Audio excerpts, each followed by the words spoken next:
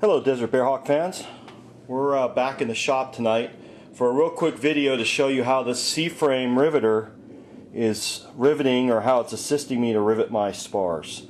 So it's kind of hard to get video and get in everywhere, but you can see right here there's a set, and that's a 532 set, and I'm going to step over the camera here, hopefully I don't bump it. And what that does, that set allows the dome of that rivet head to sit right in there. I'll even stand it right like that. You can see it.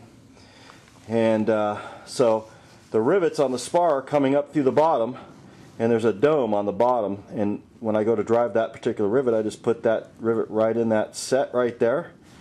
And then this anvil section, this post here, we're driving this post down and it's hitting the top of the rivet like so, and it's driving the rivet. So I wanted you to see what the mechanism is that I'm using to drive the rivet. So I'm going to zoom back out now if I can and try not to bump everything, and I'm going to move it around. So here goes. It's going to get kind of kooky. Let's see if we can get the camera off of here without shutting it off. Alright. So, there's that C-frame mechanism right there, and the reason I call it a C-frame is obviously it looks like the letter C. And it comes through to the end of the bench right here, and then underneath, and I might have showed you this in another video, but for the sake of being repetitive, I have this steel post right here. You can see this steel post. It comes all the way down to a piece of 5-inch plate that I welded the post to, and that sits on the floor, and that post goes right up underneath the bottom of that C-frame. You can almost see it, the reflection is getting it, but right in there.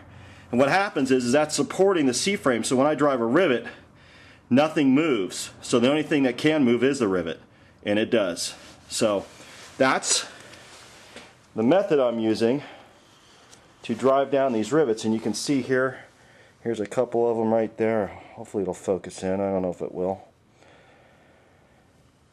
And there's more right there that haven't been driven yet. And then there's another one that has been. So what I'm going to do is I'm going to shut this camera off. I'm going to set this thing up, and I'm going to drive this rivet right here.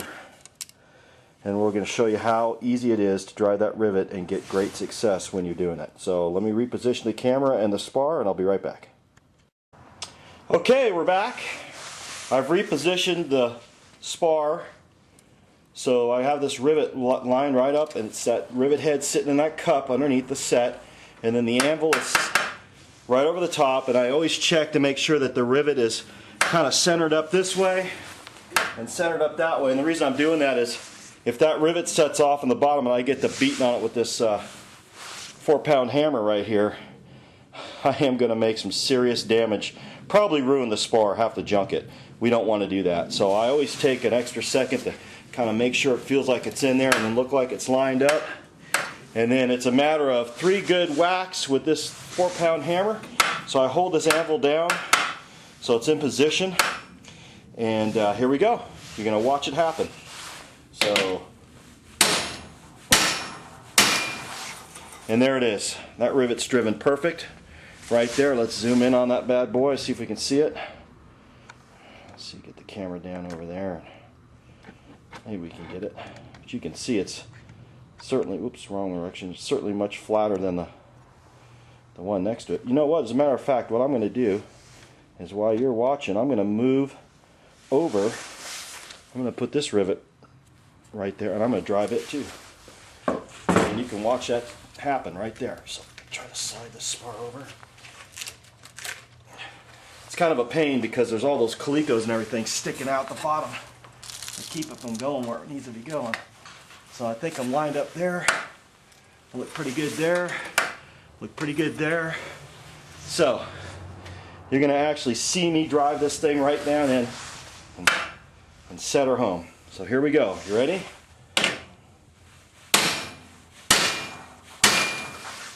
And there it is.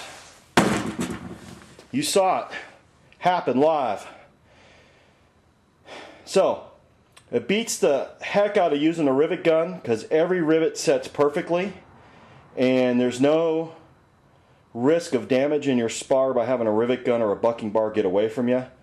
I will admit that I had 13s in here instead of number 12s, which is what I have now. 13s wouldn't drive right. I had one shoe over, so I've got one rivet that I have to drill out. One out of, there's going to be probably close to 300. I have to drill out one, so that's not bad. It was a 13. It's just the 13 is much longer than what's required. You need the rivet that's required is a 12.2 if you do the math, and that's a number 12 plus a 64th of an inch. And it's the rivets are much closer to number 12s than they are number 13s. 13s are really long, and you can get a 13 to drive, but you have to be on it absolutely perfectly square, or you're going to crack it or shoe it over, baby shoe it, which is what happened to me on the rivet down here on the outboard side. So I switched all my rivets to number 12s. I measured them. They're supposed to be 3 30-seconds, 2.5 30-seconds tall.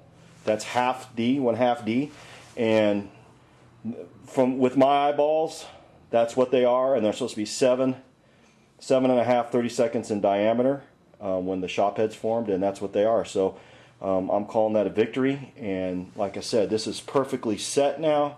There's no damage on the other side. All I have to do is just peel the blue tape off, and I'll show you that. Once I flip the spar over, I'll shoot a quick video, show you what the other side looks like.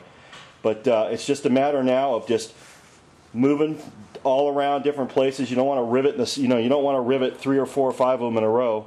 You want to try to move around to distribute the loads that you're putting on the spar, so the spar doesn't curl up and deform itself out of shape. You want this spar to stay fairly straight lengthwise. It is going to sag when I go to put the wing together, and I'll have to support it from underneath to hold it up.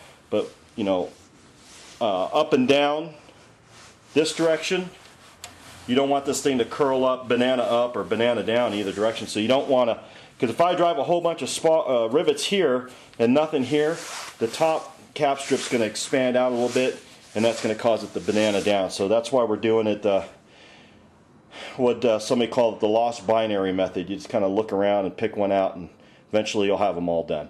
So that's it. That's how we do it. That's a C-frame. Again, if you don't have one of these and you're building a Bearhawk, you're building a Patrol, you're building the LSA, or you're building any aircraft that has a built-up spar, especially using number 5 rivets, man, spend the $199 and buy this right here, and you will be a lot further ahead down the game, and it'll be a no-stress deal.